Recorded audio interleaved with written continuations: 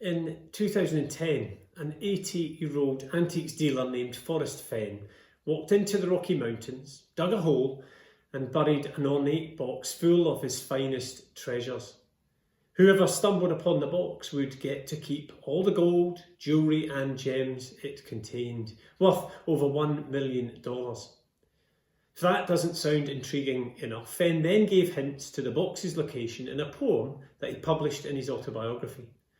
The poem was cryptic, with lines about starting where warm waters halt and a mysterious blaze marking the treasure's spot. Understand the poem and you'd find the jackpot. Fenn's treasure hunt had it all: a riddle to solve, a fortune to find, risk and reward, in short, adventure. And over the next 10 years, over 300,000 people combed the arid Rockies for that box. Hundreds left their jobs to search full time. Some went bankrupt. Many had to be rescued. 5 people died. This treasure was so valuable, people literally risked everything to find it. Fenn's poem reminds me of the parables Jesus told. Though rarely as cryptic as Fenn's, Jesus used similarly poetic devices all the time to help us make other discoveries. Like the parable he told of a farmer throwing seed on hard and soft ground to get us pondering about how open or closed our hearts are. Or the one he told about yeast working through dough to explain how good and evil spread.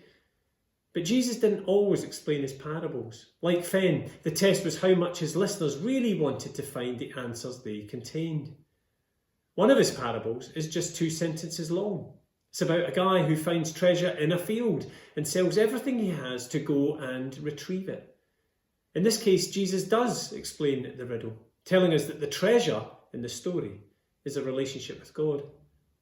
In June 2020, Fenn's treasure chest was finally found in a remote part of Wyoming by a medical student named Jack. The key, he reckoned, to solving the riddle was understanding Forrest Fenn's personality, which he'd done by reading everything Fenn wrote and watching every interview he'd done. Funnily enough, Jesus pretty much said the same thing. If you want to understand life, if you want to live well, if you want to know what God is like, watch me. Keep company with me, he said. In other words, if it's treasure you're after, get to know me. I don't know about you, but it certainly sounds a lot easier than digging random holes in the desert.